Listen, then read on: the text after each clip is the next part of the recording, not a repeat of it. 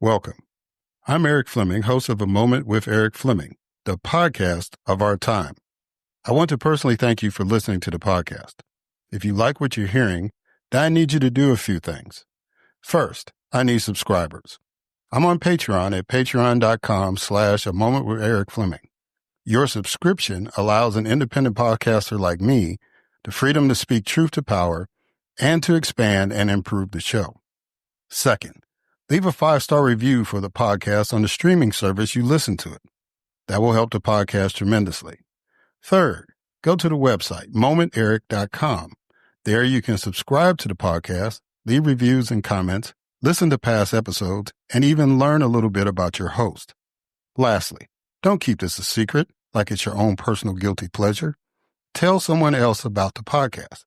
Encourage others to listen to the podcast and share the podcast on your social media platforms because it is time to make this moment a movement. Thanks in advance for supporting the podcast of our time. I hope you enjoy this episode as well. The following program is hosted by the NBG Podcast Network.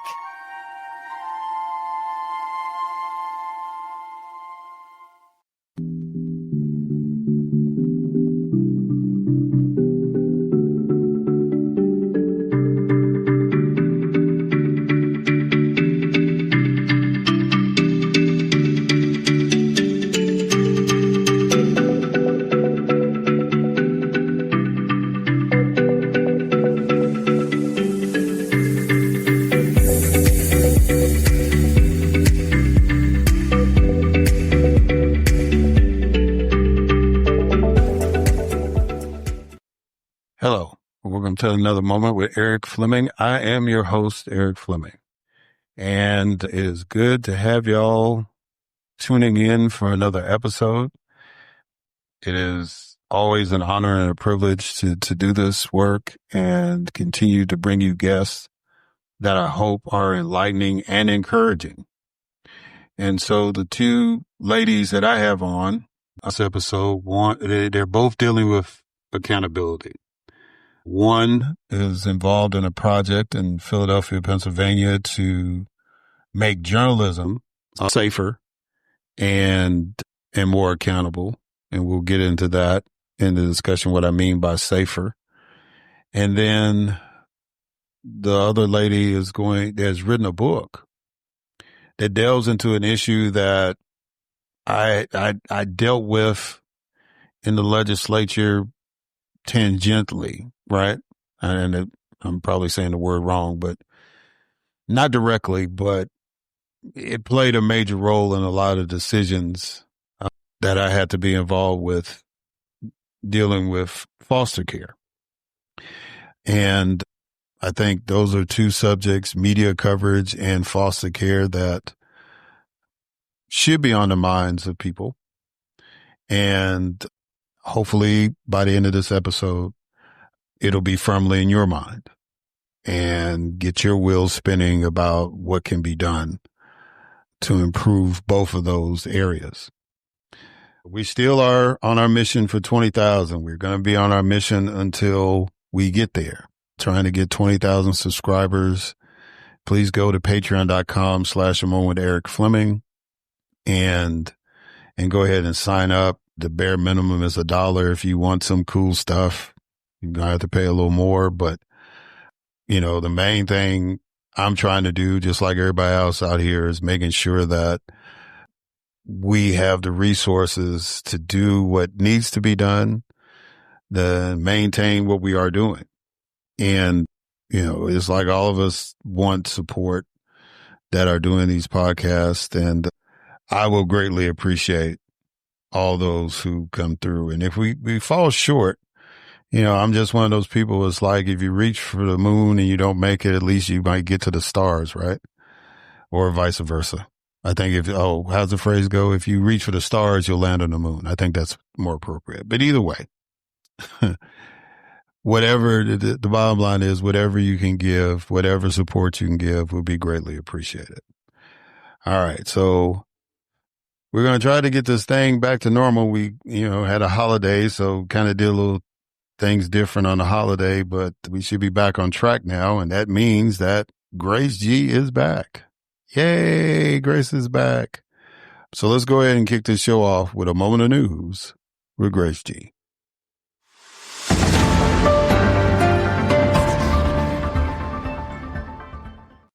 Thanks, Eric. A U.S. trade court ruled Trump's tariffs unconstitutional, asserting Congress holds authority over trade. A federal appeals court later reinstated the tariffs until further legal arguments were presented. A U.S. judge temporarily blocked Trump's policy revoking Harvard's ability to enroll foreign students, which Harvard claimed was retaliation for resisting political alignment. The Trump administration moved to terminate remaining federal contracts with Harvard, valued at $100 million per a directive to agencies. Elon Musk exited the Trump administration after leading federal restructuring efforts, which reduced the civilian workforce by 12% or 260,000 through firings, buyouts, and retirements. Trump pardoned a former Virginia sheriff convicted of bribery, sparing him a 10-year prison sentence. NPR sued President Trump over an executive order cutting public broadcasting funds, alleging First Amendment violations. A Maryland congressman was denied access to meet with wrongfully deported Kilmar Abrego Garcia at the Salvadoran gang prison where he is being held. Missouri's Supreme Court reinstated a strict abortion ban by overturning lower court injunctions. The U.S. will revoke visas for Chinese students tied to the Chinese Communist Party or critical fields and tighten visa scrutiny for China and Hong Kong.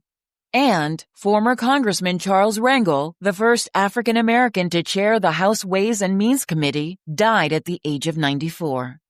I am Grace G., and this has been a Moment of News.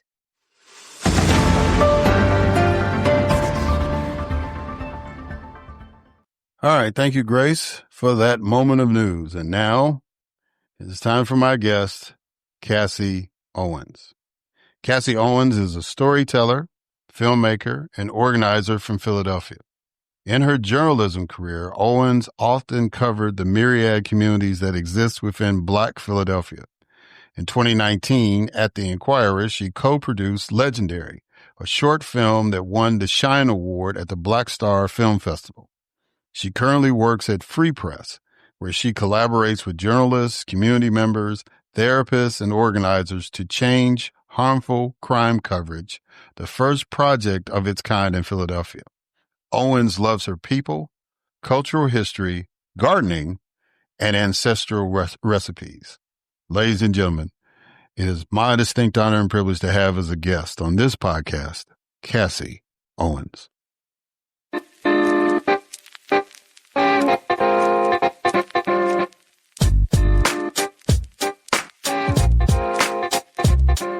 All right. Cassie Owens. How you doing, sister? You doing good? I'm doing all right. How you doing? I'm doing fine. I'm a little jealous. Ladies and gentlemen, before we started the interview, we were kind of talking and Miss Cassie said that she was out of town chasing Beyonce down, going to the concert. So I'm kind of jealous. I don't even have time, let alone anything else, to go to a Beyonce concert. But did you have a good time? It was amazing. I mean, it was 3 hours. It was a 3-hour show in the pouring down rain. So I feel very sort of like in deep admiration of Beyonce and her crew's stamina through all of that. And also of, the fans that were there. Everybody was a trooper, but it was a beautiful experience. Okay, cool. That kind of sounds Woodstockish. Yeah. All right. So normally when I start these interviews, I usually do a couple of icebreakers. And the first icebreaker is a quote. So let me get your response to this quote. Status quo journalism standards were never designed with Black and brown communities in mind. What does that mean to you? So what it means to me is that historically, when these standards were professionalized, the journalism professors who came up with them didn't have Black students. The journalism publishers that, made them standards in different newsrooms weren't at the time hiring a lot of Black journalists. It was a boys club, a white men's boys club, if you will. that really sort of decided the rules of the game. And so during that era, which happened during the 1800s into the early 20th century, that was a time where we did have Black journalists that had something to say, but who were not given equal stake in the formation of what we now hold as general practice in status quo journalism. Okay. All right. So my next icebreaker, I need you to give me a number between 1 and 20. 11. Okay. Where do you go to check a fact that you see, hear, or read? Where do I go to check a fact that I see, hear, or read? I think that probably my first step might be Google, but depending on the fact, from there, I'll sort of, try to decide what's the best expertise area to verify it. Should I go to a specific like academic journal or source? Should I talk to somebody in the community about it? Should I talk to somebody who experienced that thing? From there. Okay. All right. So you all just released a code of ethics for community reporting in Philadelphia, Pennsylvania, entitled Safer Reporting for Safer Communities. What happened 18 months ago that led to this cohort coming together to create this? So the Philadelphia Safer Journalism Project, which is the project that I lead, we have been collaborating with community and journalists who are a part of the community around what should be, as one cohort member, Manny Smith might say, the new rules of engagement. It was really clear that the standards that are often taught in journalism school or in newsrooms, that those standards don't align with the exact journalism that the community wants to see. That there's a richness, a proximity, and sort of a level of care, right, for the community that needs to be embraced in order to make that journalism possible. And so we went about creating this together, collectively, to reflect the lessons that people had been holding individually and together around how to produce the journalism that the community needs. Yeah. So it wasn't a particular event. It said, hey, look, we need to get together and stop this. It was just, something organic that kind of happened. People just, I'm just trying to, was it something that triggered it or specific that triggered it, or it just was time for y'all to get together and make that happen? I think it was time. This project grew out of other projects. We had previously been part of a coalition called Shift the Narrative that was dedicated to changing narratives and news coverage on crime and public safety in Philadelphia. And we also had been involved in a number of media accountability efforts and conversations with mainstream journalism outlets where some of the things were heard, some of the things weren't. And I think that like what had happened sort of like in the sum of those experiences was a need to sort of tap into the desire that was there to sort of stop asking like gatekeepers to shift things all the time and to invest more into the community wisdom that we have and to name exactly what we want to see. And so it grew organically out of that. Yeah. So you made the announcement during the anniversary of the murder of George Floyd, the 5th anniversary. Was there a correlation with timing it that way, or it just happened that way? There was a correlation. So 5 years ago, during the uprising following George Floyd's murder, the Philadelphia Inquirer had a headline on the story that led a section that was titled Buildings Matter Too. And this, honestly, it was a very traumatizing headline, obviously, but it opened up a deeper conversation about how journalism in the city needed to change, and led to a lot of work that Free Press did, that I was working in the Inquirer newsroom at the time, that journalists in the newsroom did, that, of course, people in the community had been doing, to basically talk about how the shaping of these stories need to be entirely different. And so because of that, we wanted to, and also I want to lift up that one of the cohort members, Malav Kanuga, who is a co-owner of Making Worlds and the Press Common Notions. Making Worlds is a bookstore and social center that's cooperatively owned. He, like, as we were putting this together, was naming that this is something that we need to have at workshops as we are coming up on this milestone anniversary and we're revisiting what happened during the uprisings. And so we wanted this to be a resource that people could turn to in the city and outside of the city as those conversations were happening. Yeah. So let's talk specifically about the code. Is the code created through rank? And if it is, why is active listening the first article in the code? Active listening became the first because of one of the contributors, one of the co-authors, Yesenia Demoya Correa. At the first meeting that we had, sort of like moving through and co-writing these principles, I kind of came in with an outline that was based off of kind of like shared agreements that cohorts and other guests had really uplifted in the past. And we got to that point, active listening. Yesenia was like, this needs to be first. And basically everybody, agreed with that. It's important to start there because if you're not listening deep to the community, you can't actually be in tune with the needs of the community. You can't be in tune with the reality and the dynamics that the community is facing. And you can't report effectively to the community if you're not putting listening first.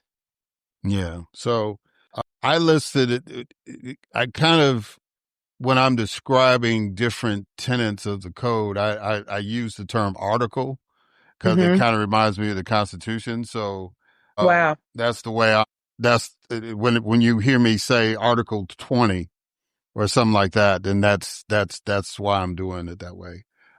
So Article 20, since I brought it up, is kind of personal for me. When I worked at the Mississippi Link, I wrote an editorial condemning the Clarion Ledger, which is the daily newspaper in Jackson, Mississippi, for playing into racial stereotypes. They asked us to come to their office so that they could refute my editorial, right? So they asked our editorial staff to show up at their office to have a meeting. Then they had one black editor write a rebuttal after we showed them the basis of why I wrote my editorial, right? That was in 1997. So what in 2025 gives you hope that black journalists in Philadelphia can move the needle? So I think that what gives me hope is that even though black journalists aren't always getting the credit for it, I see black journalists changing how things have been done. And, there's a historical legacy to that. Something that I talk about a lot with this work is how, a lot of the work that Ida B. Wells did played a crucial role in what we now understand investigative journalism to be. But when I think about people who are doing the work now, I see a lot of people who are determined to uplift the truths of the Black experience in Philadelphia, in spite of this being the Trump 2.0 era, in spite of journalism as an industry being in crisis, in spite of a lot of funding sources being threatened or already having been cut off, in spite of all the layoffs. I think that there's a deep connection that a lot of the news storytellers, and also I think in nonfiction media similarly, that people are actually continuing to do the work in spite of all the conditions. And I think that that's really what gives me hope, that people are continuing to keep going in spite of it all. Yeah. What is the stakeholder wheel? So the stakeholder wheel, and this is something that was lifted up by one of our guests, Professor Subu Vincent, who is a professor at Santa Clara University. It's a tool to actually evaluate power in sourcing and to use that as a guide to uplift people who don't hold as much power in the story. That often in status quo journalism, you see sourcing, especially sourcing on crime and public safety, that there is a stranglehold that power has over how the story gets told and who's considered a legitimate source and what are the accounts that actually come forward. Something that comes up a lot, obviously, is the over-reliance on police reporting, even to the point of being propaganda and a lot of single-sourced stories that exclusively come from police reporting, but even some of the stories that go beyond that rely on other forms of law enforcement, public officials, folks at universities, and don't actually center the most impacted people who have a tremendous amount of things to say about the levels of safety in their communities and the experiences that they've had. So the stakeholder wheel is a tool to sort of map that out and to pay close attention and to uplift the folks who don't hold as much power but have a lot of valuable things to say. Yeah. You just introduced a new word to my lexicon, propaganda. I've never heard that before. But, when I think about that, everywhere I've lived, I grew up in Chicago, lived in Jackson, now I'm in Atlanta. There always seems to be one reporter that has that incredible access to law enforcement. And it's just like, you know, anything that goes down, the police can do no wrong. And, so I definitely understand how you need to have some sort of counterbalance and accountability to deal with that narrative, especially in Black and brown communities. So some articles of this code seems like no-brainers for journalism. Ensuring accuracy, refraining from assigning morality, balancing perspectives with facts, approaching people with care, and that sources deserve respect and transparency. My question to you is, why do you think modern journalism has strayed from that? I think because modern journalism is extractive. And I think that it's extractive because this is something that we talk a lot about with this project that doesn't always get talked about in journalism like circles, but the way that journalism is done in the US is a colonial practice. And it is a practice that stems from a history of people who had settled on indigenous land, describing how they saw their understanding of what was happening there. And that even though a lot of journalists, and I say this as a journalist, take pride in coming from a tradition where you are actually regularly challenging power depending on the stories that you're doing. And a lot of journalists, don't see journalism as a prestige career.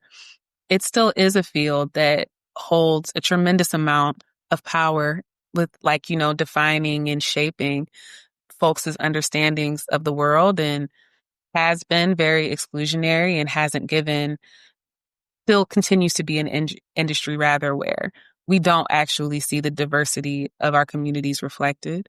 And so I think that inherent power dynamic is why those things continue to be things that we have to remind people of and uplift and name, that there still is a norm in our industry of having folks come into a market and not necessarily looking at it as coming into a community that they didn't grow up in, that they aren't that familiar with, and interviewing people from that standpoint and not necessarily having all of the understanding of how people in the community would expect respectful storytelling and interactions to go.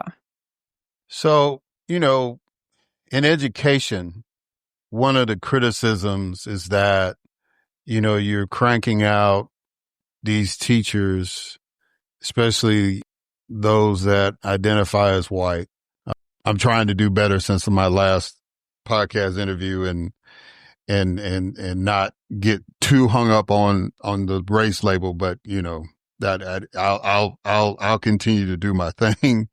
Sometimes I call white people my light skinned cousins just so I can do better on that. But they put these young women or men out here in the Black communities out of these education programs, and they've had no experience in the Black community at all, right?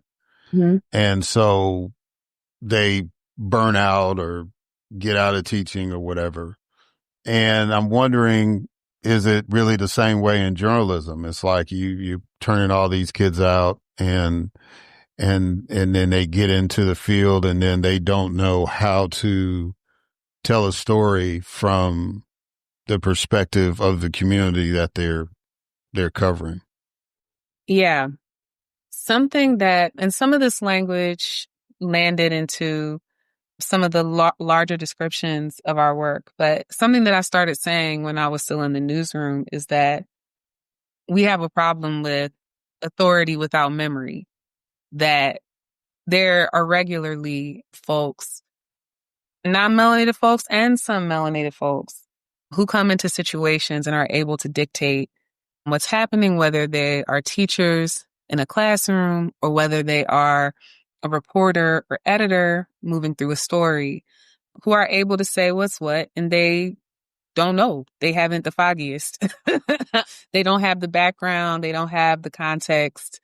And I was bringing up the memory piece of this because, something that would consistently come up with stories on Black folk in Philadelphia would be the lack of historical context. We have generations and generations and generations of community here. And, Black Philadelphians have been making history in the city before America was a country. So it's like, if you don't have that context, if you don't know that history, if you don't have those cultural competencies, I think that it has to become more understood that it's not actually possible to do the best job that way, whether you're in education or you're in journalism. And I think that, unfortunately, some people take offense to that, but it's not meant to be offensive to go there. Like, you should understand the communities that you're serving in order to do the best job. It's kind of simple. Yeah. So you kind of answered the next question with me ad-libbing one. And why is it important for storytellers to come from the communities they serve and to be accountable to those communities? I guess to rephrase that question, what is an example of an accountability measure for people, storytellers from the community? So something that we talked about in the meetings with the cohort and with our guests and our contributors is that, often, like if someone from the community might have an issue with the story, they might be able to send an email or participate in a feedback loop, but then it might not go anywhere. Maybe somebody read it, maybe somebody didn't. Often people don't get responded to. Accountability is deeper than that. And I'm going to reference the work of Shannon Perez Darby, who is a community accountability practitioner and organizer. But, accountability is more than saying sorry. It's more than acknowledgement. It connects to, repair, and it connects to change behavior. And even if you need to, changing the conditions that cause that harm. And I think that something that I remember from just times in the newsrooms working with editors is there would be a certain pride and even a certain thrill to the way that journalism, if you don't necessarily get something right, allows you to get back out there, right? To try again. And I think that and I've spoken to this in other interviews as well too, but I think that what the community is calling for is that you don't simply just get back out there, right? That repair is needed, learning is needed.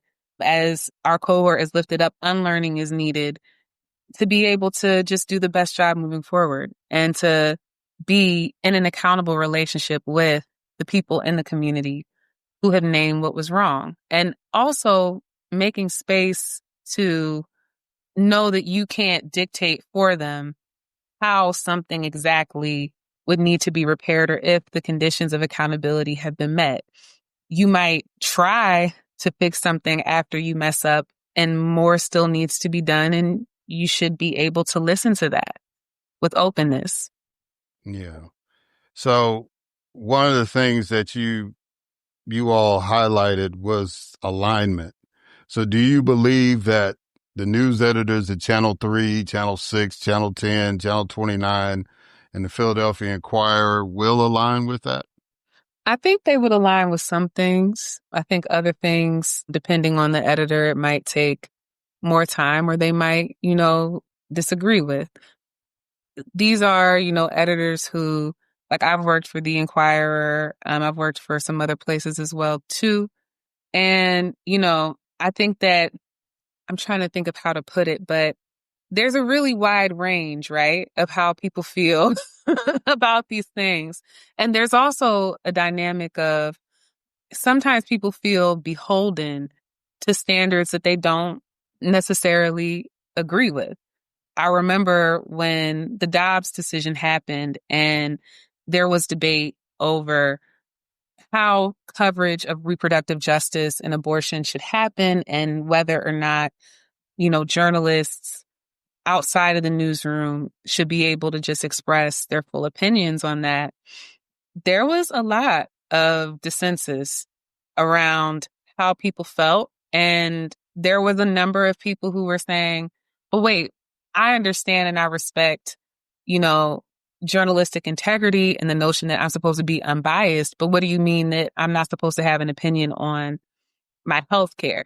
I think that there's always, even if we're not talking about the specific topics that this cohort has taken on, there's always been tension with the notions that you have to be completely objective, that you have to check certain boxes in order to maintain journalistic integrity. And so I think that essentially there might be people even who agree, who still don't feel comfortable fully agreeing out loud.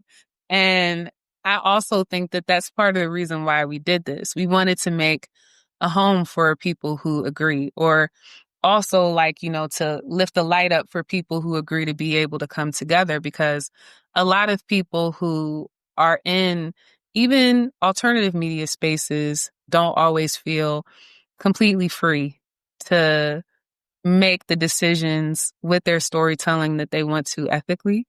And so, yeah, we wanted to be able to build community around this particular set of standards. Yeah. And so you kind of touched on my next question, because I was going to ask, why is it imperative to move past binary thinking, acknowledge biases, and complicate the narrative? That's, it's like they always try to teach you. And I tell people all the time, my show, I don't really consider myself a journalist because, I do interview people, but I have an opinion about stuff. I come with a certain angle. And that's, I'm not trying to hide that.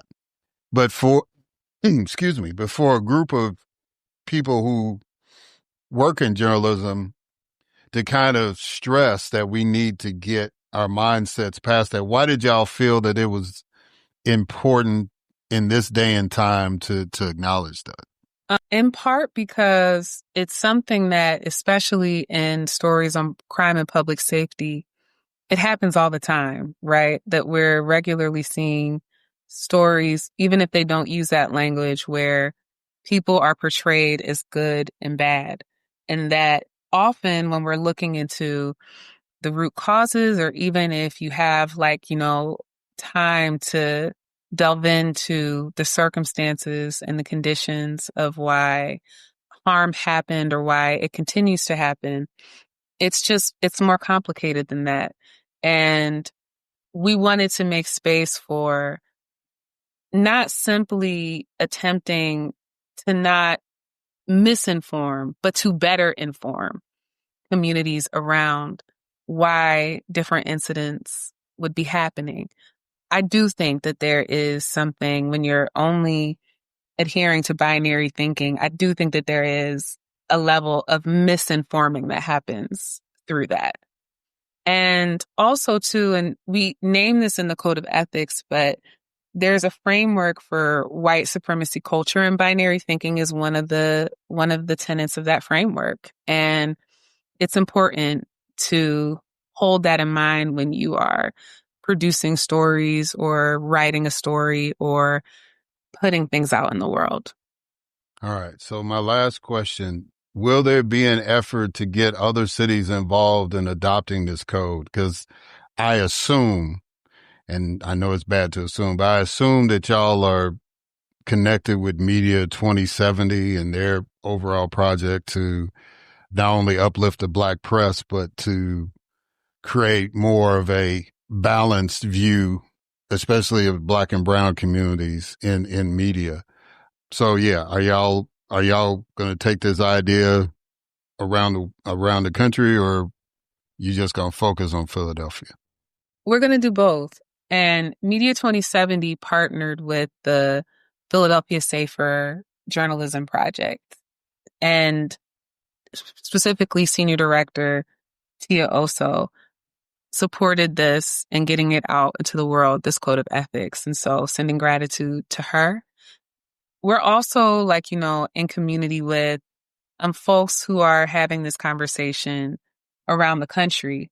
And, we are already in conversations about, sharing some of the lessons and learnings that we've had. This is an evolving document. We hope to update it with more standards. Like, as we were doing some of the final edits on it, there were, for example, plans already being made to update it with guidance on AI and to share more things out about narrative work. So I think that when I say that we're going to do both, we're focused on Philadelphia, and also we are committed to speaking from where we know, but we are inherently in community and in alignment with people who are having very similar, if not the same, conversations around the country. And so we're going to continue to build with them too. Yeah. Well, I'm glad to hear that as far as, the connection, because I've had the privilege of having several people, including Tia from Media 2070 on the podcast. And I think that what you are doing is not only necessary work, but good work. Because, we just, in this day and age, right, we're just dealing with a whole lot of stuff, and people are kind of tuning out, and because they don't know if they can trust something that they hear or they may read or whatever. So to have a group of journalists get together and say, hey, we can do better, that's very, very commendable. So Cassie Owens, thank you for being a part of that work. I know it wasn't just you. I know it was a whole bunch of folks, but I'm glad you were able to speak on their behalf and come on the podcast and do that. If people want to get more information on this code and a project you're working on, or just they want to get in touch with you, how can they do that? So if they want more information on the Code of Ethics and on the Philadelphia Safer Journalism Project overall, they can check out saferjournalism.org. And if folks want to get in touch with me, they can feel free to reach out to me through social media, or they can contact me. I have my own personal website, CassieOwens.com. I'm at Cassie Owens on X. I am at Cassiopea on Instagram. And I look forward to continuing to be in conversation with folks about it, and also just want to express gratitude to you for making space for us to just even talk about this, and also for the compliments that you gave to the work. It was a real labor of love. It took us about 18 months to get it done. And just thank you. All right. Well, again, Cassie, thank you. And anytime you want to come back on for anything, if it's related to this or something else that's burning, just feel free to come back on. My door is open, especially those folks that take the initial step to come on the show. So please take advantage of that. Thank you. Appreciate you. All right, guys. And we're going to catch y'all on the other side.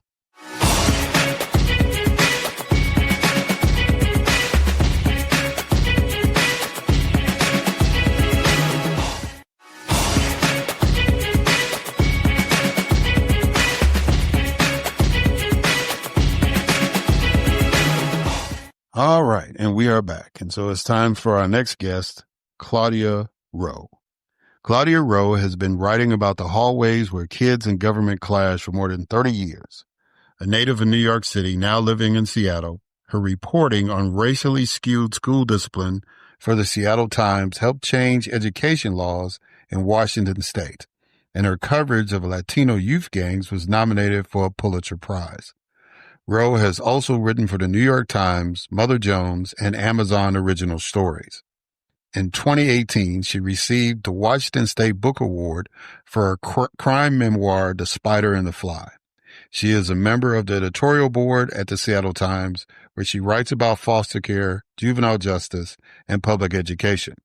Her new book, which we will discuss, Wards of the State, The Long Shadow of American Foster Care, was just published by Abrams Press.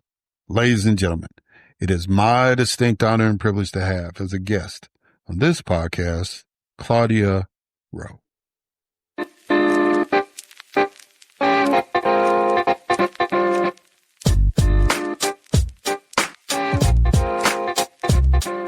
All right. Claudia Rowe, how you doing, ma'am? You doing good? Doing fine. Thanks for having me on. Well, I'm honored to have you because you jumped into a subject that people talk about, but not really talk about. You know what I'm saying?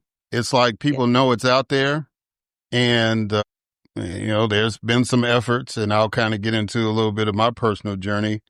But you dove right into it, and you wrote this book called Wards of the State. And yeah, so let's go ahead and talk about this. Normally, when I start off a show, I usually do a couple of icebreakers. So the first icebreaker is a quote. So your quote is, "I began to wonder if foster care wasn't a crucible hidden in plain sight. I began to ask whether its failures were an unacknowledged factor driving mass homelessness, drug addiction, and property crimes, one of the gears powering America's incarceration complex, pumping out kids so ill-equipped to function as adults that locked cells became the most logical outcome." Talk to me about that quote.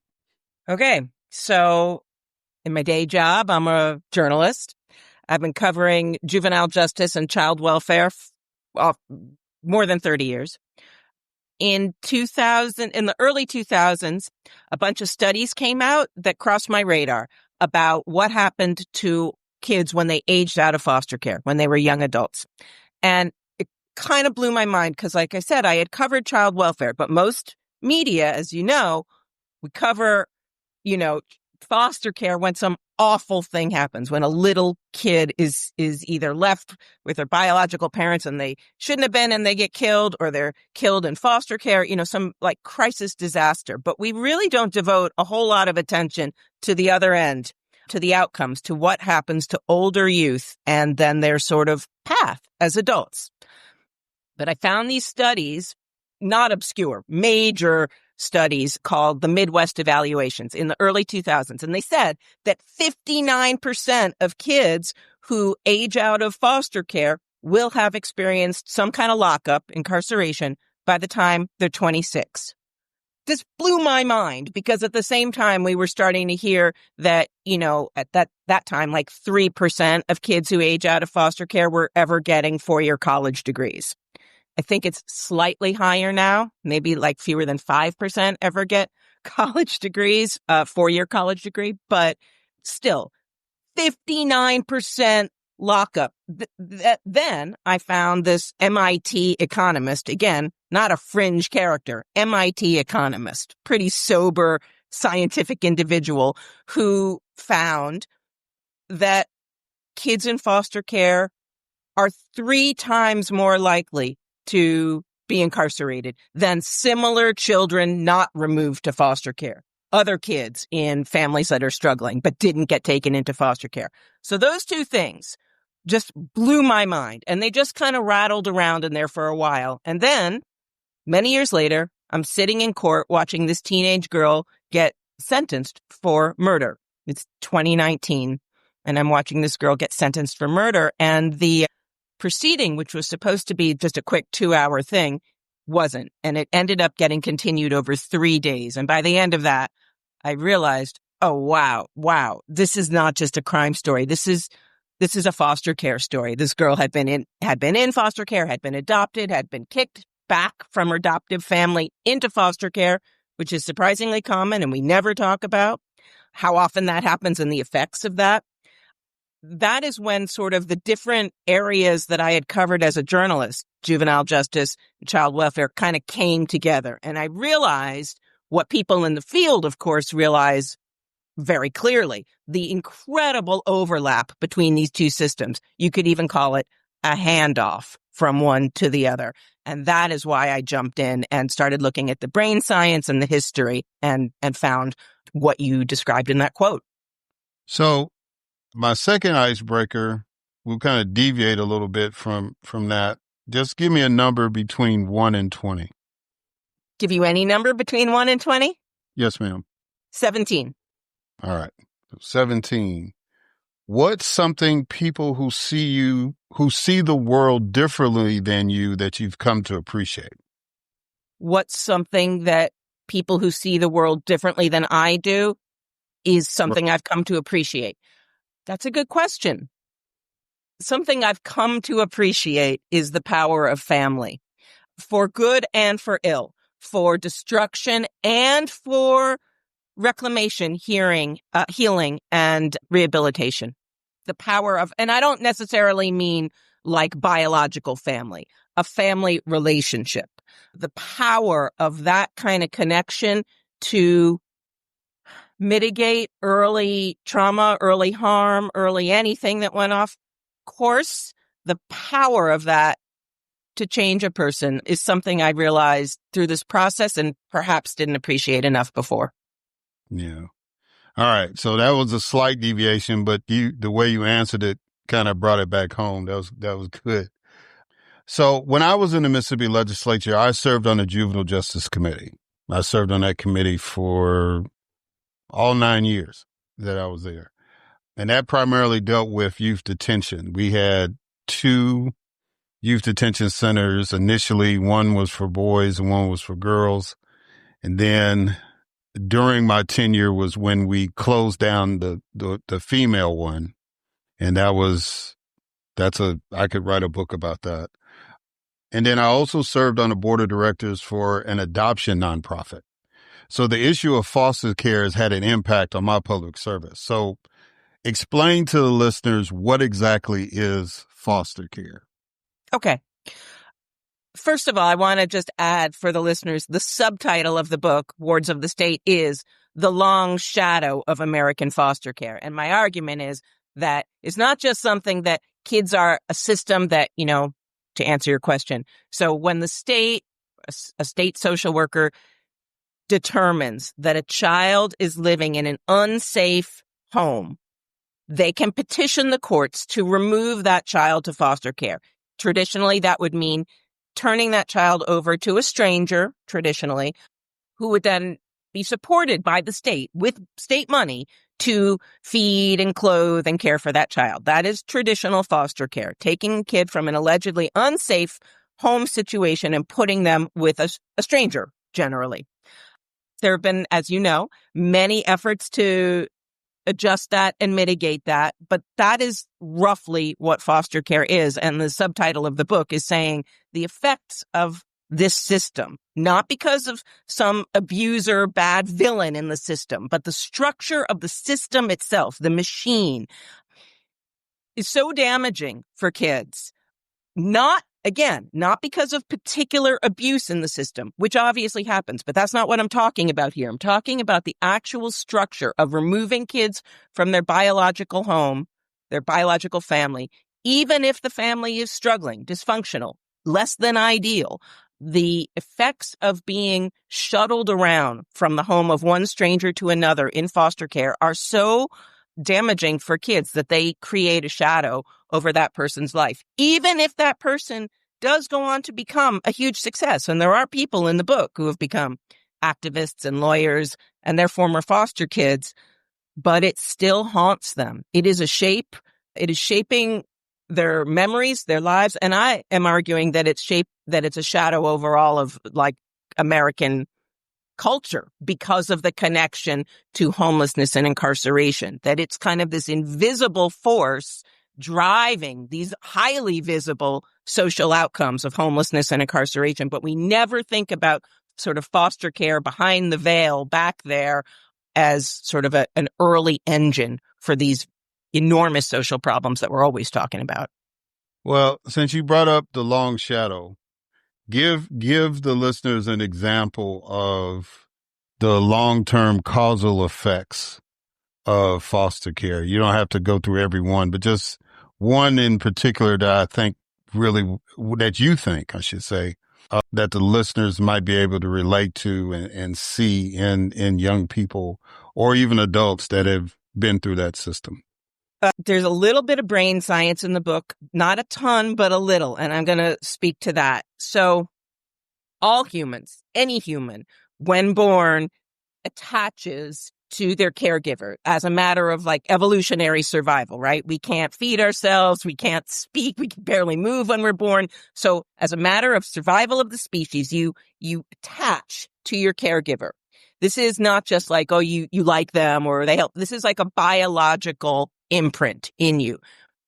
When you are removed from that person, there's a rift there and it affects your future ability to attach. Then you go into foster care and you're moved from home to home. And foster parents traditionally have been discouraged from forging really tight, ongoing bonds with the kids in their care. Like when the child moves to another home because you have decided, you're not in it for adoption, right? You're just a kind of a way station, frankly. That's the way the system treats foster parents, is like a way station. And when the kid moves to another foster home, you are not supposed to be calling them up and saying, how are you doing? You're not supposed to maintain that ongoing bond with them. This sort of habitual undercutting of a human biological need to form attachments has chemical effects in kids' brains with cortisol, which is a stress hormone.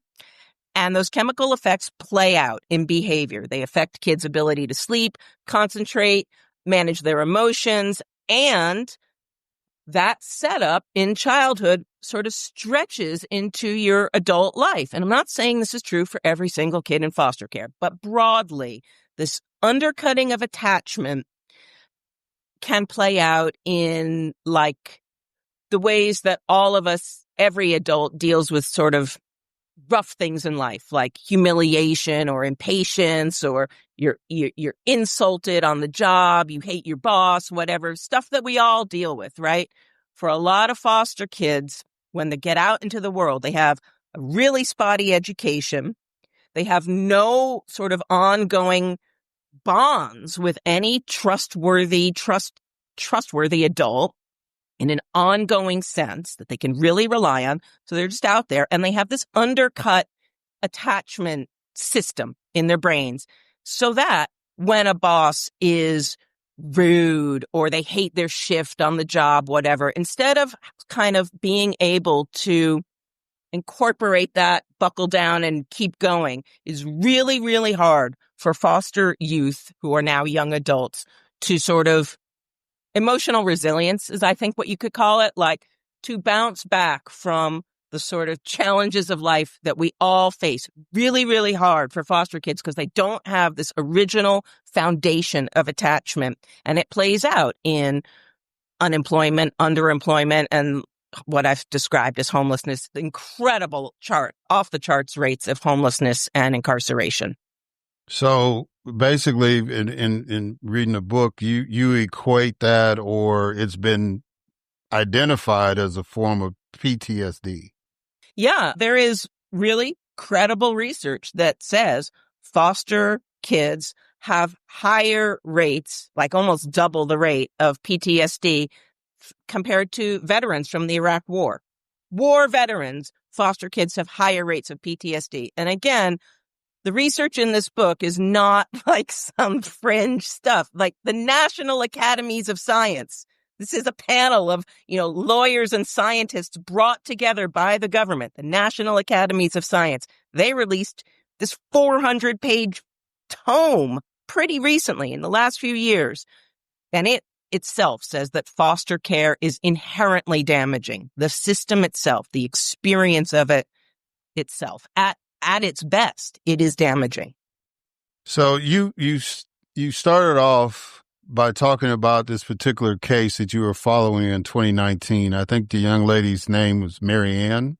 Correct.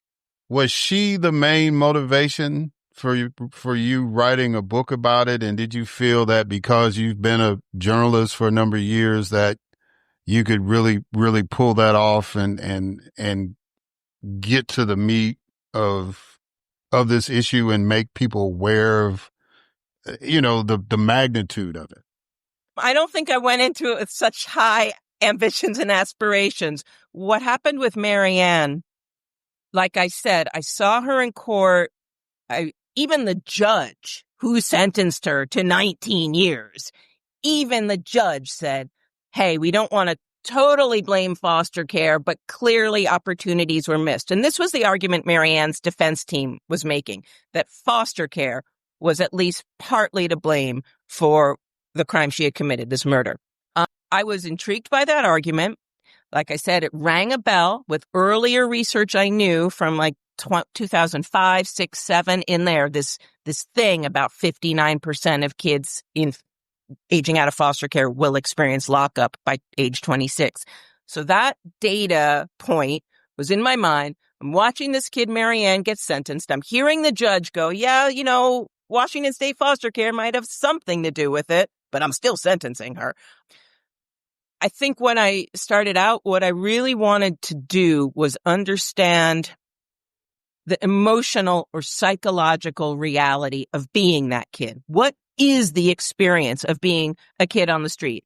There are a couple of things I found in the reporting that are really common experiences in foster care, and they seem tied to this incarceration outcome. And one of them is running away from a placement.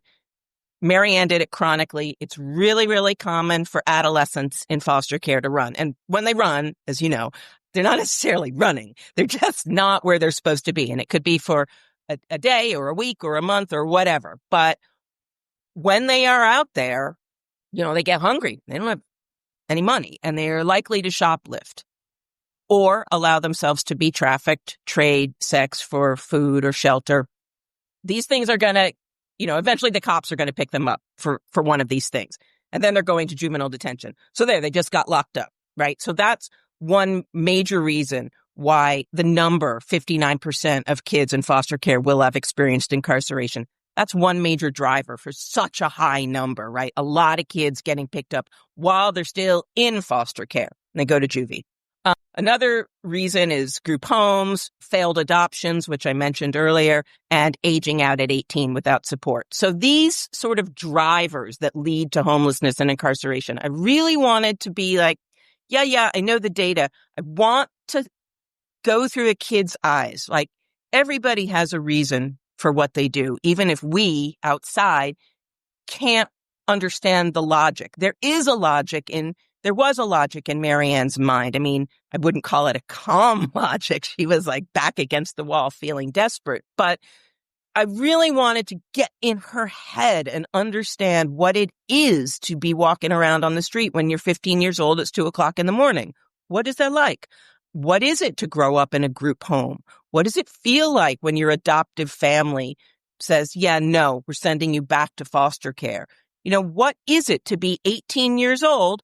Okay, good luck to you, says your foster family. And you literally walk away. Hey, thanks, bye, with your stuff in a garbage bag. When I was a reporter in 2005 or 6, I mean, I'm still a reporter, but at that time, we were first hearing about this thing about aging out and like, wow, all these kids at 18, the state cuts off support, sometimes 21, but state cuts off support and kids are off into the world and they have, very spotty educations because they've moved around so much. And I remember writing this thing about a kid told me, yes, he left with his stuff in a garbage bag and his foster family said, goodbye, good luck to you. My editor would not run it. She was like, that is hyperbole. There's no way they're walking around with their stuff in a garbage bag, but it is true. That is the reality. Sorry, I got off track. Your question. Oh, what was I trying to do with this project? Get in their heads. Yeah. So there's a couple of things I want to pick up out of that answer. So was that the first time you realized how broken the system was when you were trying to get in Marianne's head, or had you had an idea of being a reporter covering, juvenile detention and all that? When did you get your first sense that, yeah, this foster care system ain't exactly working as planned? That is not when I first realized. I realized much earlier, and I'll tell you, I realized sort of from the other end of the system, the social worker end, when social workers are making the call about whether and when to remove a kid from their parents' home. This is, again, in the early 2000s when I'm first stumbling on all this data and research. And we were writing about, again, very young children and whether a social worker made the call to remove them or not remove them from their biological parent and what happens then. So I did this. I followed some social workers around. I had permission to watch them as they made their rounds, and I'm just keep my mouth shut and I don't use real names, but I'm watching how they make a determination. So I followed them around for a couple of weeks, these two women. And then we wrote this large project about it, and we called the piece Judgment Calls because for two reasons, right? It's a judgment call of the individual social worker, and they're very human, and humans are inconsistent, and there's subjectivity here. And also, hello, we're judgment knocking on your door. We're paying a call to you. We are the state, and we are judging you. When I realized, I saw that pretty early and was sort of questioned that, somewhat uncomfortable with this sort of aspect of judgment. And then getting deeper, realizing how human it is. And so then how vulnerable to mistakes, subjectivity, inconsistency, all of that, because it's humans making the call. It's not that is when I first realized how, I don't know what we call it, sketchy, how fallible the system could be, how fallible. And then again, doing maybe a little bit of reporting on what happens to an 18-year-old when they leave care. I was aware that it was not great, but not until I was sitting in court did it kind of all come together. And I realized, oh, wow, this is a huge machine powering other, even bigger machines. So one of the things that have caught headlines has been the states saying that they've lost track of children in the foster care system. And so in reading your book, considering the number of kids that run, is that the main contributor why states lose track of kids? Because the minute they do a census or whatever, that child or a number of children may have run away from their foster home situations? Running is a major reason. Yeah. Let me just think here. Yeah. I would say running from placement is a major reason. The other half of that is one thing that most people don't realize. When a kid runs, their bed, like they can't come back. Marianne, for instance, her last foster home was her favorite. She loved that woman. She cared about that foster mom, but she was a compulsive runner. She would run all the time, even though she liked that home. But that woman could no longer hold Marianne's bed for her. Marianne would want to come back, especially when she got hungry. She wanted to come back all the time, but her bed had been given away. The state can't hold it for her. So this woman, Tasha, in the book, would make Marianne a meal, but she's like, honey, I got to call a social worker. They're going to pick you up. And then Marianne would take off again. So the not holding a bed for when kids do want to come back is, a problem. Yeah. Then the other thing that you brought up about the judgment, right? So 53% of all Black youths are subject to a child welfare investigation by the time they are 18. So the majority of those social workers you were covering, I guess, they were knocking on doors in black homes or whatever. Not really? Let me think. Definitely some were Black homes. Were the majority Black? Washington I was doing this in Washington State.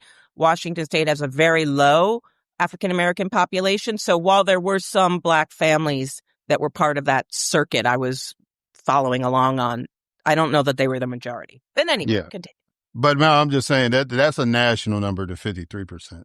Yeah, yes. I know. I've been to Seattle a couple of times. I know it's not too many us up there, but do you think that there is a racial bias to this whole foster care system?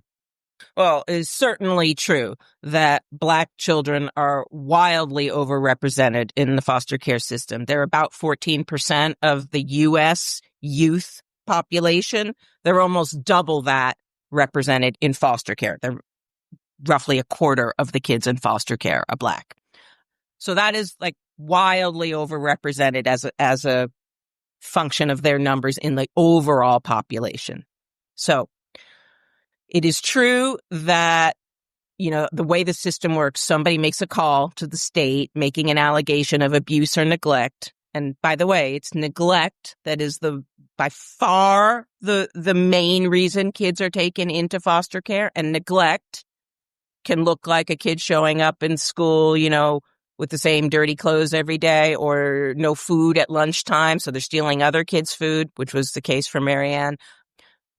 Neglect is really difficult sometimes to separate from poverty. So a lot of kids are taken into foster care really because of poverty. And it is possible that, it is certainly possible that a white social worker, and many of them are white, could have been looking at a Black family, made in whatever year, made a judgment that, these kids have no food and there's no electricity. We got to take them, when really that family needs help getting food stamps, help with their electricity bills, maybe help with stable housing, right? We could take far fewer kids into foster care if we used some of the money that we're spending on foster care stipends for strangers and put it toward family preservation services, helping families that are struggling to stabilize, right?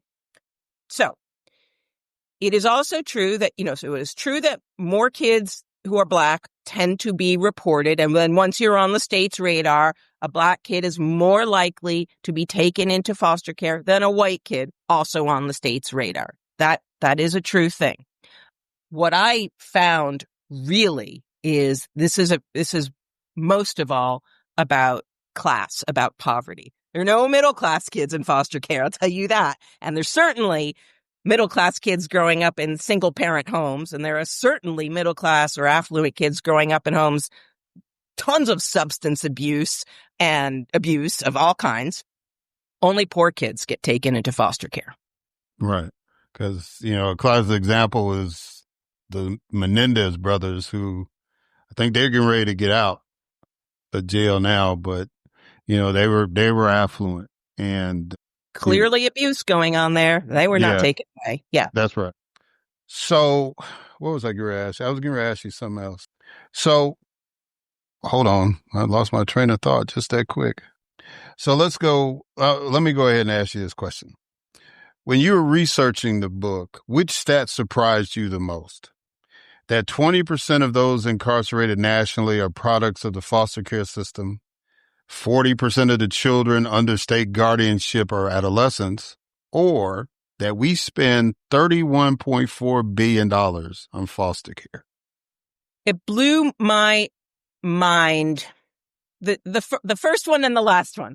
It blew my mind that how much money we spend for outcomes that are horrible and how long this has been going on. This is not some new spike or some recent trend or anything. This has been the case forever. This is foster care. This has always been this crossover with incarceration, and that we just go, I mean, if we know about it at all, and I think a lot of people don't know that, but there's sort of like the system, kind of like the system knows it, child welfare system knows it, correctional system knows it, and there's just kind of this shrug, kind of like, oh yeah, that blew my mind. How much money we spend for outcomes that are horrible, that are causing more misery and more expense. Secondarily, the thing about 20%, 20 to 25% of state inmates being so-called alumni of the foster care system.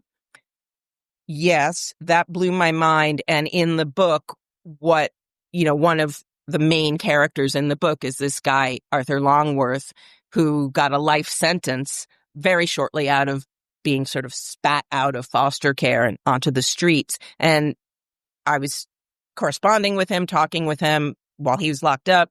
And he said to me, Claudia, they're the most overrepresented demographic in here, foster kids. Overrepresented because as a percentage of the population overall, foster youth are small, but in prison, they're 20 to 25% of the population. And everybody around Art Longworth, he was like, oh, I know them all from foster care. Everybody around him, he knew growing up in foster care, or it's their kids, because he's seeing generations of men come through who are in some way touched by the foster care system. And again, in talking with him, it was sort of another layer of realizing how deep this goes and how long it has been.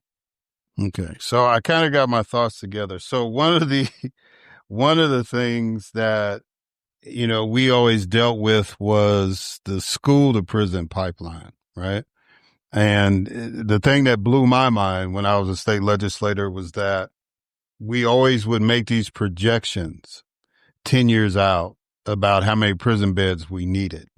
And that was based on how many kids were reading at a third grade level, right? Right. Would you say that the foster care system is a more accurate predictor of who's going to be incarcerated compared to not being able to read at a third grade level? That's an interesting question. Quite possibly. I would say the foster care system is a very, very, very strong predictor of future incarceration, and probably more than who's able to read at grade level when they are in third grade. Yeah. All right. So I try to, I know you're not an elected official and all that, but being a former one myself, I try to, when I talk to people about issues, get their thoughts on how can we fix this? How can government do something? So if you were in a position, either as a lobbyist or as an elected official, what steps would you take public policy wise to address these concerns? I appreciate that question.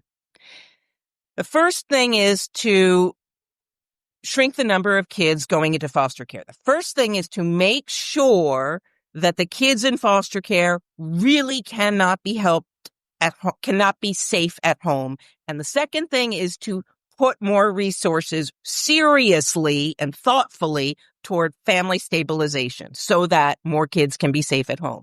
But for those who are in foster care itself, I really think it's imperative to reconceive the system so that it encourages bonds and attachment, just like we were talking about at the beginning of this conversation. Foster care, as you know, is really a holding system. It is not a healing system, even though all of us and anybody in the field, and there's no debate, every kid comes into that system having endured some kind of trauma, some kind. Doesn't mean that they were beaten by their parents. Some were, but that's not what it means. The being brought into the system itself is a trauma. So you're there. Okay. But foster care is not aimed to be a healing system. If we shrank it, right-sized it, and then could retool it to be really focused on healing, which means encouraging that connection, encouraging bonds, ongoing bonds between a young person and a trusting, trustworthy adult, I think that could mitigate the worst harms. Yeah.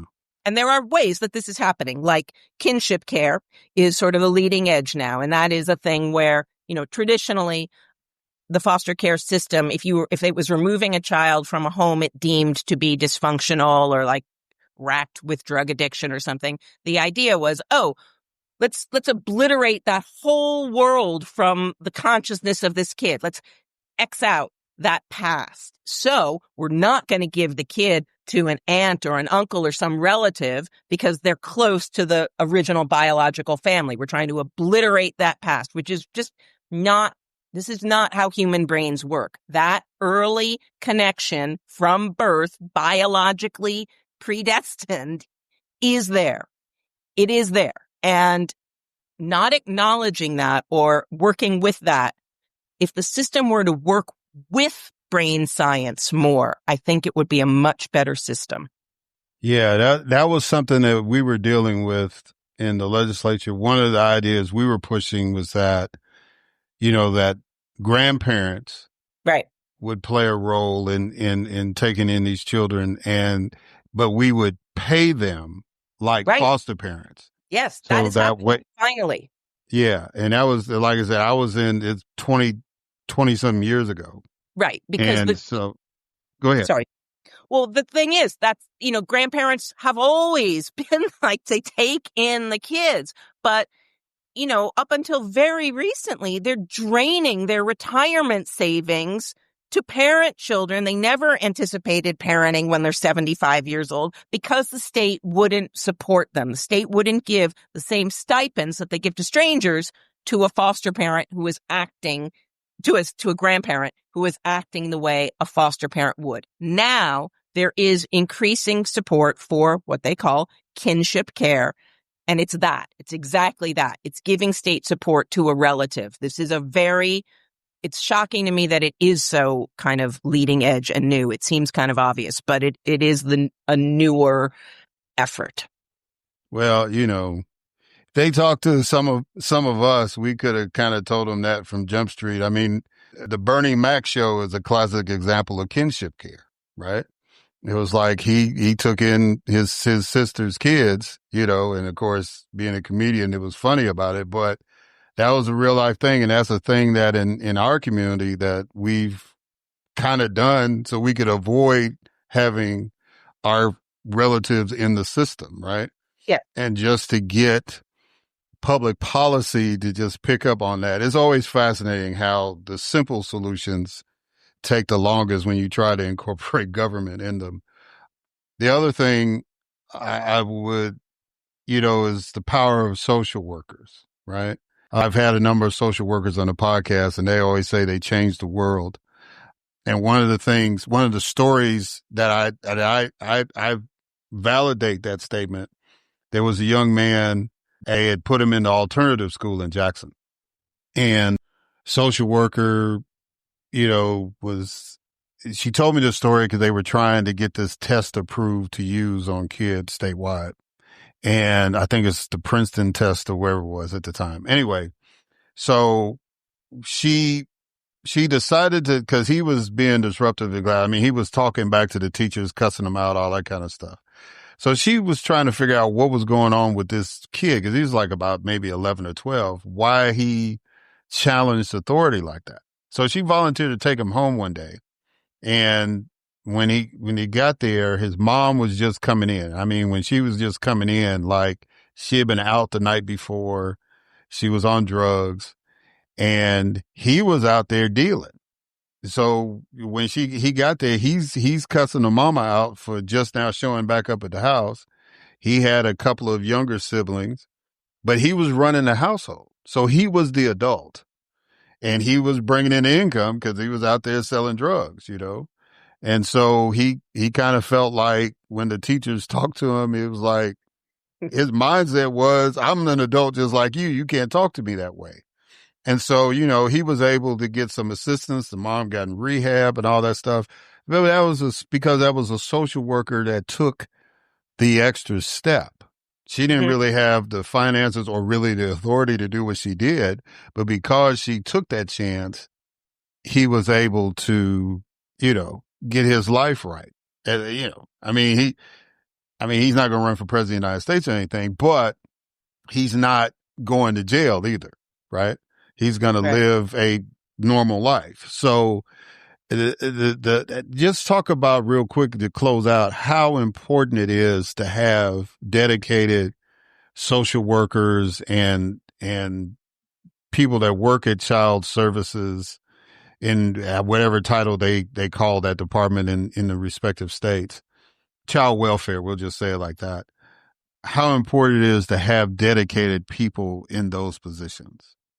Well, as you know, it's really important, and there's incredibly high turnover.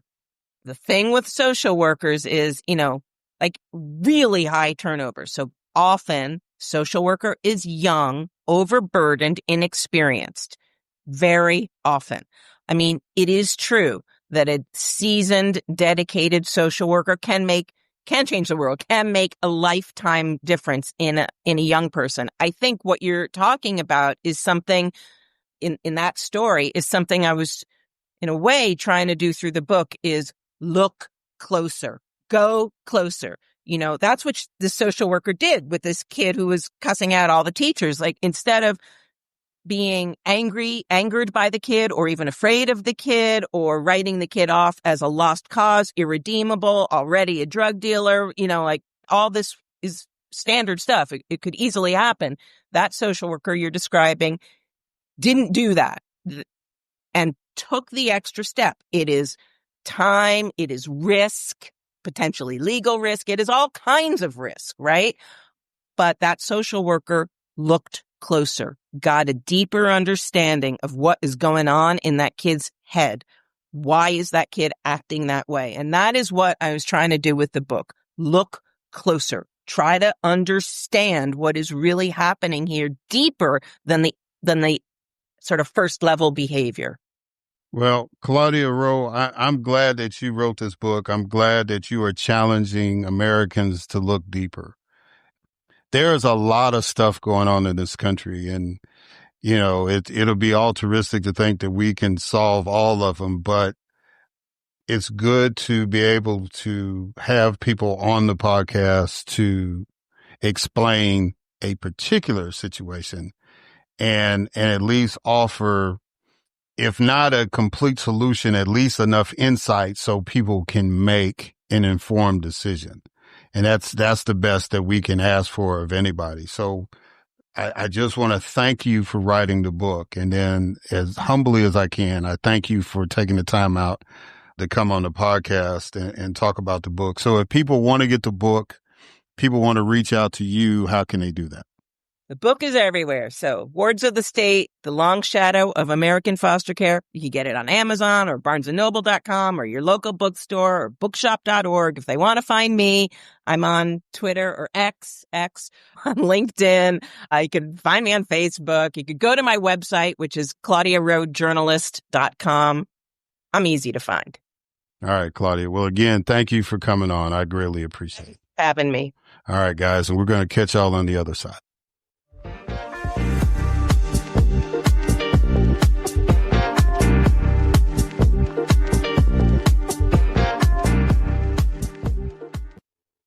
All right, and we are back. So I want to thank Cassie Owens and Claudia Rowe for coming on. I greatly appreciate the work that those ladies are doing, Cassie and the cohort that she's just representing a group of people who took 18 months, if you heard in the interview. They really took some time to try to develop a code of ethics for journalism that if it works in Philadelphia, hopefully it'll work everywhere else. I think it's very, very symbolic that it's Philadelphia, home of the Declaration of Independence, home of the Constitution, where the First Amendment was written about freedom of the press, that a group of media experts, journalists, gotten together and say, look, we have a freedom, but we need to be responsible with it. And I wish her much success in that. And I hope that it's emulated throughout the country, especially in this time. We know that there will be a group of folks that think that they don't have to do that or won't honor that because they have an agenda. But, I hope that people get back to that and not be afraid of who's president or whatever, right? That you just state the facts. We listen to the news to get the real story, and we don't need it skewed one way or the other. We just need the facts because we should be intelligent enough to decipher the information and make an intelligent decision based on that, right? So, good luck, Miss Cassie and your friends in getting that done. And then for Claudia Rowe, one of the things I asked her off air was there was going to be a follow-up to her tonight. And she didn't necessarily commit to that, but she definitely committed to writing some more books. But I really hope that Wards of the State has the impact that she wants, that it really, really opens up a discussion and really leads to us addressing this issue, because we're talking about the welfare of children. And I know with my work in juvenile justice and my work in, with Mississippi Families for Kids, the object was to try to minimize how many children have to go into foster care. And just on the general principle that you want every child to be with a family, right? You don't want to see these children become wards of the state. You don't want these children to grow up to be adults that are not productive. And when I say not productive, meaning that they're incarcerated, right? Especially our Black children. So, it was always a big deal when a child got adopted and that the adopted parents stayed with it, right? Because that's what happens. A lot of foster kids, they've been adopted, but then for some reason the adopted parents can't handle that, or it was more than what they thought, and then those kids get thrown into the foster care system, and then a lot of them age out. It's tough for a child once they get to the age of 12 or 13 to get adopted. Doesn't matter what ethnicity they are. It's just hard. So, I appreciate Miss Claudia for doing that. And I really hope that y'all get that book, Wards of the State, and read it. And maybe it'll encourage some of y'all to push for some reforms in your respective states, wherever you're listening to this podcast, right? Because again, public policy is about the public. It's about human beings. And the whole motivation of government should be to do no harm, and also to advance a society, not just regulate it, but to advance it, right? So anyway, you heard me go into it's really troubling for me to sit and watch all this stuff that's going on You've heard me say it on the podcast numbers of times. I'll say it to the guests. I'll say it to my friends, whatever. What I do is more than a service for you all. It's therapy for me. Because if I did not have this outlet, I don't know what I could do to keep my sanity, to keep my hope, to keep my focus for a better day in this nation. And I'm really, really tired of grievance driving the political discussion. And people might say, well, you know, when you complain about police brutality, you complain about this or that, that's a grievance. Grievance is more about envy than it is about activism, right? You know, it's more about being covetous, which the 10 Commandments that all these folks want to put up on walls, it's clearly in there that we should not be coveting stuff. That made the list. That was in the 10. But it seems like that's the most important thing, whether it's a congresswoman who wants to have so much attention drawn to her to validate her existence as an elected official, or, you know, wearing MAGA hats or marching in patriot parades. I mean, you know, it's just all of that is being covetous because you think you have a mindset that somebody is taking something away from you. Me having rights does not take away you having rights, right? It just means that we're all covered. There are some of us that will take advantage of those rights more than others in a good way, you know? But it doesn't mean that you don't have the rights. It just means that somebody was gifted in a particular area to benefit from a more, you know, that's okay.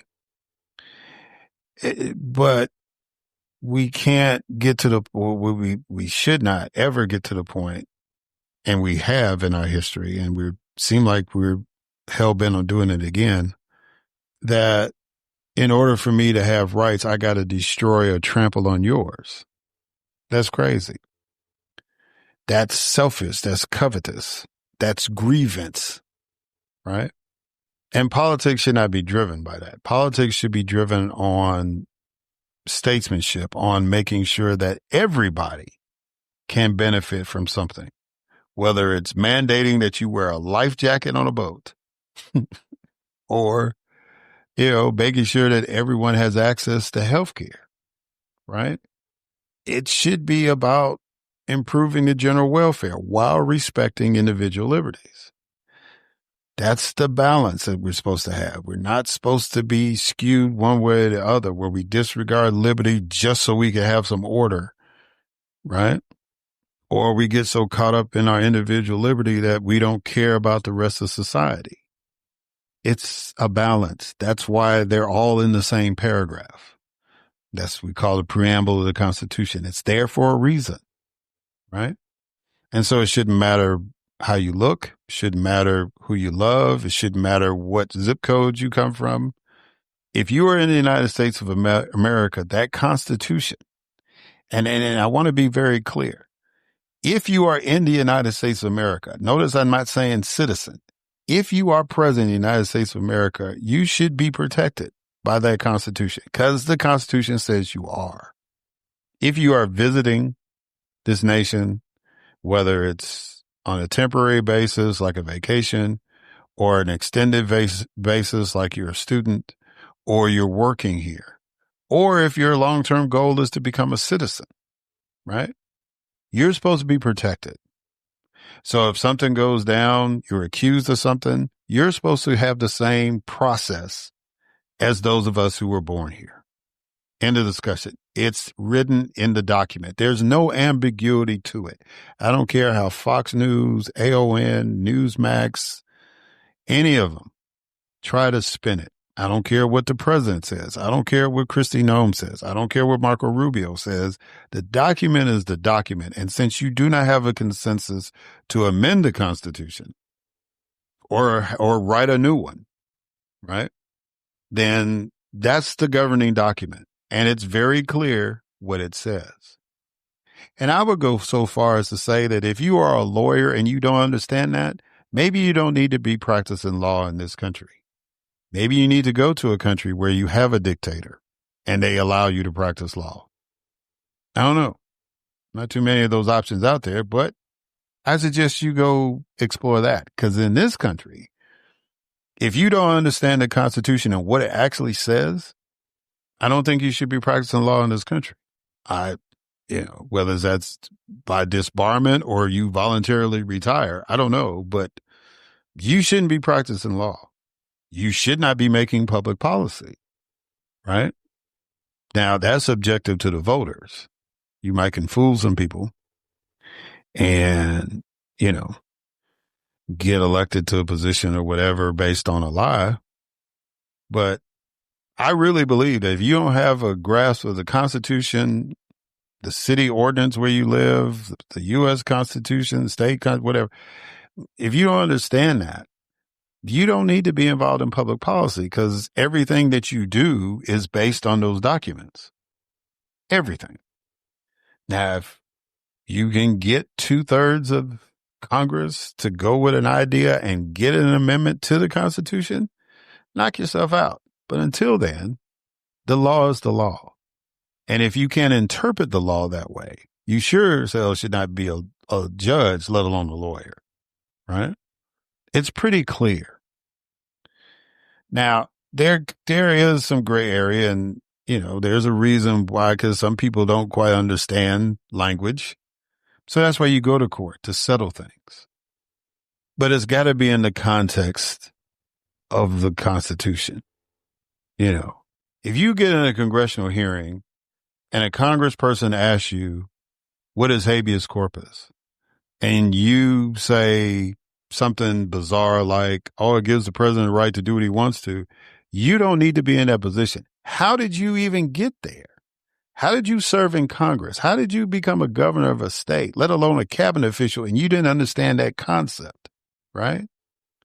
I mean, there's just some things that you have to finesse. If you are that scared of the person you work for, that you give a BS answer to a congressperson, you don't need that job. You don't need that stress, right? You're not man or woman enough to be in that position because just because you're in the president's cabinet don't mean you don't have the ability to say no. You don't have the ability to say, Mr. President, it's a bad idea. I mean, Abraham Lincoln famously picked people that were rivals of his because he knew that they were going to be objective in the decisions that he made. And they were going to, respond accordingly to that. And he could weigh that in. I don't understand.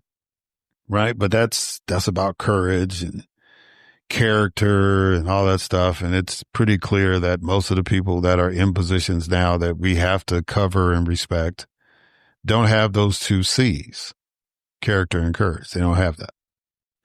So we got to deal with that and navigate around that until we, the electorate, fix it. If we're given the opportunity to fix it. Right. But the other thing I wanted to touch on that is another C, and that's flat out corruption, right? So there was one story that bothered me, the Elon Musk thing. It is what it is. He's going back to Tesla. He's trying to save his good name and the company's good name. I don't know if he can effectively do that, but, as long as he's not dabbling in government stuff, maybe he can build some credibility back for that particular product. And, he won't have that margin call where he'll lose X. Although some people are like, let him lose it all, right? I'm just glad he's out of trying to govern with no election mandate for him to do it.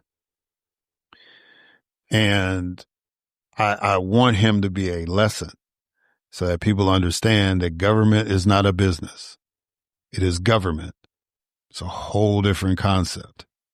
We're not about making a product. We're about taking care of the citizens of this country, providing a service for them, representing their best interest, and representing the nation's interest as a whole to the world. That's different than making a car and trying to sell it. That's different than creating a social media platform and trying to make a profit. It's different. So I hope that people understand and draw that as the lesson, that you can't do what you do in private business in the government. We've had people talk that trash and they've dibbled and dabbled in trying to change it that way. But this should be the clear indication that you can't run government like a business. But that's not the main thing I want to talk about. I want to talk about, and I'm not going to get into his name. Y'all can Google the guy's name and all that stuff. But it kind of hit home because this guy was in law enforcement. He was a sheriff.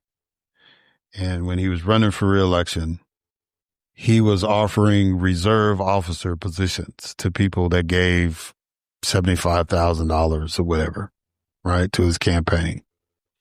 You can't do that, right? You're just going to give people a badge because they gave you some money to run for office. You can't do that. There's certain criteria, even for a reserve officer, that you have to have. And that varies from state to state. And you can make people honorary folks, right? You can give them a nice little plaque and whatever, but, to make them a reserve officer where they actually got a badge and, trying to get out of tickets and all that kind of stuff. No, you got to earn that. You got to match the criteria. You can't just write a check and get that, right? But that kind of ties in with Elon Musk because he wrote a check and Donald Trump gave him the ability to try to destroy our government, right? But, yeah, so, this guy went through the process. Unlike Mr. Garcia and other folks that we've been talking about in the news, he actually went through the process. He actually had a trial of his peers, and he was found guilty. He did that. And the day before he was supposed to set foot in the jail, because, of course, you can appeal sentencing and all that stuff, so that delays your time going in. Which makes it funny, Harold Lutnick, I think that's the guy's name, as Commerce Secretary, said, well, if people complain about missing their Social Security check after the first month, then they're probably fraudsters. Well, if you appeal a sentencing after you've been convicted of a crime, that, using your logic, Mr. Lutnick, then you're probably a criminal, right? Like your boss, nonetheless. So this guy was about ready to set foot in the jail, and just before he was supposed to report to the jail, the president gives him a pardon. What does that mean? What message are you trying to convey, right? And how are you strategically using these pardons? What agenda are you trying to send? That it's okay to be corrupt? That it's okay to get over on people? It's all right to take a bribe. It's all right to abuse the privilege of being an enforcer of the law, thus for being somebody that's supposed to protect and serve a community. It's all right to abuse that privilege. I mean, I'm trying to figure out, what message are you trying to send by doing that? Who are you trying to appease? What army are you trying to build up? Right? Because I have a good friend who is an older gentleman, and, he's very, very wise, and he's always trying to temper my enthusiasm a little bit. And he basically, he just admonished me all the time. He said, Eric, I just want you to pay attention to January 6th. And, I told him, I said, well, if it gets to a certain point, history dictates that if it gets to the point like it did in the Civil War, it may take 5 years, it may take 10, but, we'll defeat these people. if it gets to that point, he says, but it's at that point, you know, these people, that was the trial run, January 6th. He said, there are people, they are waiting, all they're waiting for is the command to do what they need to do, whether it's martial law, whether it's whatever action the president, they ready. They were ready at that debate when he said, stand back and stand by, right?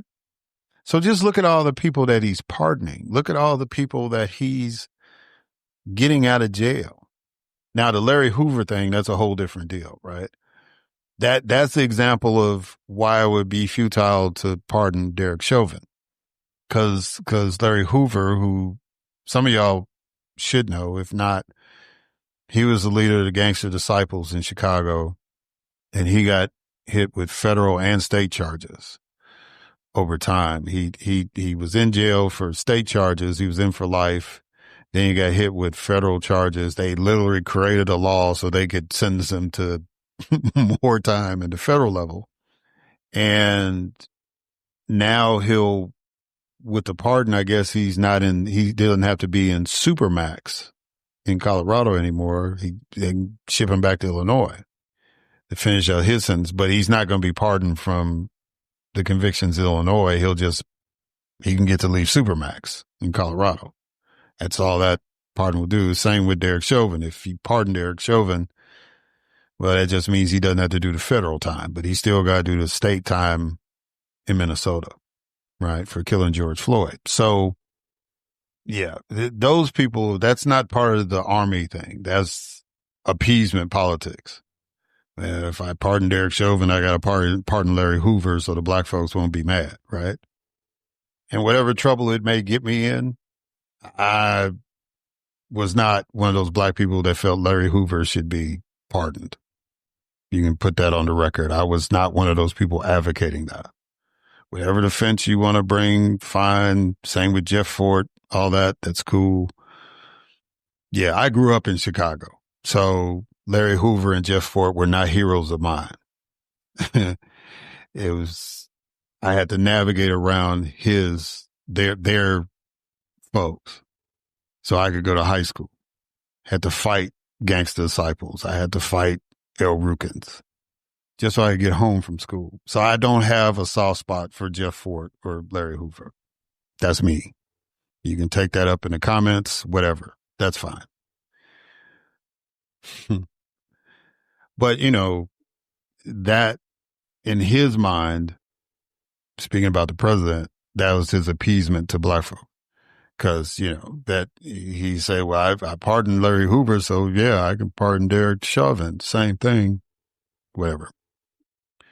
But no, this whole, to me, and just listening to the wisdom of my friend, it seems to me he's trying to make sure that the people that need to fight, whenever the fight is going to happen, whether he's trying to stay in a third term or whether he wants to make sure that anybody that's black or brown is out of the country or subjugated or whatever the end game is to maintain white supremacy, whatever. I think he's trying to make sure that the army is there. I mean, and the people that can finance it, right? But what else is there other than money? Like the dude with the cryptocurrency that had dinner with him at wherever that golf club. I think he's got a golf club in Roanoke, Virginia or something. That's all about the money game there, about, trying to milk the office for as much money as he can. But, if he's he's back to being a billionaire officially again. Okay. So he's going to finance whatever uprising he wants to have. Conflict. I don't know. This may sound like conspiracy theory or conjecture or whatever. I just want y'all to pay attention because there is a motive behind what he's doing. It doesn't make, it's one thing to give a pardon to somebody, who the case was mishandled or the sentencing was too extreme. You know what I'm saying? Something like that. or they serve their time and they've become productive citizens. You take that off their record so they can be more productive citizens, right? That's really what a pardon is supposed to be about. It's supposed to be about forgiveness. And it's supposed to be earned forgiveness, right? Because even with Tukey Williams, we weren't saying pardon him. We were just saying don't execute him, right? Just commute the sentence from death penalty to life. We understand he needs to be in jail. We just want him to spend his life there because he was doing some good things while he was incarcerated, while he was in that structure. Nobody was saying let him out. Well, there might have been a few, but I wasn't one of those. I was just like, don't execute him, But that's the power of that. Not to forgive a guy who's been trained in law enforcement, so he knows how to use a gun, and reward him for bribing people so he could be the sheriff of a particular county. That's not what that is for. And at least let him sit in the jail for a week before you pardon him. Don't, he's about ready to walk in. It's like, oh no, you've been pardoned. You can turn around. That's not how that's supposed to work. You want to ship people out in the middle of the night to try to avoid a court from telling you can't do that and violating their civil rights. But you want to stop this man who bribed his way into office from serving a day in an American jail, a federal jail. But you're sending residents or visitors of our nation to foreign jails, right? I don't get it.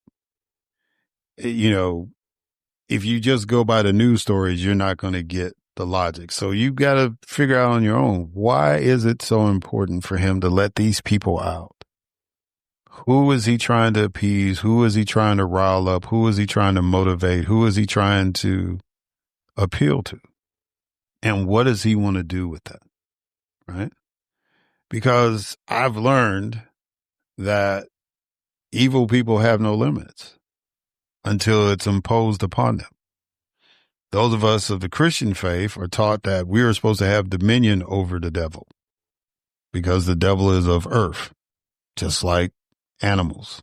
Everybody wants to be benign and say, oh, it's about, we have dominion over the lions and the tigers and the bears and the trees and the grass. No, the biblical message was Lucifer fell from heaven. He called himself Satan. He said he's ruler of the earth, and God created a mini version of himself to have dominion over him. Period. Reread it if you need to. It's in Genesis. Just reread it. Right? But this is not a religious show. It's a political show. And so I don't put anything past this administration. Because if you have somebody that's manipulative, even if he's in a lesser state, and if you don't think he's in a lesser state, watch some of the film from 2015 and then watch his latest press conference now. 10 years is amazing what it can do to you, especially if you've been president of the United States already once. Just make the comparison and then you come up with your own judgment, right? Everybody's critical about Biden and his decline over 4 years. Look at what's happened to Donald Trump in 10. Just saying, just look at it, right? But I still don't put anything past him, especially if you don't have people surrounding him that will say, that's a bad idea. Whatever you say, Mr. President, I'm down with that. No, we don't need those kind of people. And we definitely don't need to empower the people around him that's giving him the bad ideas to do. Right? So, I don't know. I am a Democratic activist. There's no secret about that. So, I support my team. But I'm going to say something to you all so you understand where I'm coming from and really the gist of what I'm trying to do here is that I want you to demand of the Democratic Party your trust again. I want you to demand that the Democratic Party be a true alternative to what we're seeing, not a light version of it or a tolerable version of it. I wanted the Democratic Party to be the complete opposite. If these people are evil, then we need to be good. Not, I'm tired of the lesser two evils argument. I don't want a choice between two evils anymore. I want people to have a choice between good versus evil. Not perfect, but good. Meaning they understand statesmanship. They understand about developing a society that will last through generations. That's about peace and fairness and equality and justice. It's not going to be perfect, but it's got to be done the right way. And right now, it is not. And there is no attempt for it to be done the right way. And we just have to consider that in the next election. All this, we got to appease all the. No, we need to educate people. If they are fooled and think that what they got now is good, then we need to show them what good really is. Right? That's our mission. We got to show them what good really means, what being an American leader really means. What we have is horrible by any stretch of the imagination. There's no way to sugarcoat it or anything. If we're pardoning people who bribe folks to get elected, those are not good people. Those are horrible people. And in the imperfection of the political process, there will be some horrible people that will still get elected, but they can't be the majority. It should be one of them fell through the cracks, but not a whole political party full of them, right? I don't know. All I know is that we have to do better, and we need to support people who are trying to make it better. Even if they're not running for office, if they're doing the work like a Cassie Owens or Claudia Rowe or any of the guests that I've had, just support people doing good. Just watch people doing the work. Embrace what they're doing. Participate in what they're doing. And then take that knowledge that you see and apply it to the people that come and knock on your door saying, I need your vote. We have to demand that our elected officials respond to us and fight for us, all of us, that they accept us and they allow us to live our best lives and don't try to constrict us other than harming each other. That's the main, just don't let people kill each other. Don't let people steal from each other, all that kind of stuff. That's the restriction. Not about what car we're going to drive, what neighborhood we want to live in, who we want to date. None of that. Don't restrict it. When we want to have a baby. No, don't restrict any of that. Or who wants to even serve. The only thing that should restrict anybody from serving is you discerning that these people don't have the right heart for it. But that's why we've got to be demanding of that. We got to be demanding, and not entertainment. We don't need to be entertained at Capitol Hill. We don't need to be entertained at the White House. We don't need to be entertained at our state capitals or our city halls. Those people need to be about working for us. We have TVs, we have our phones with the streaming service. We can go to a movie theater if we want to be. We can go to a sports arena if we want to be entertained, but not in the halls of government. We can't endorse corruption and evil anymore. We don't have that luxury anymore. People are dying. People are hurting. People are struggling. We need to elect people that are going to fix that. Thank y'all for listening. Until next time.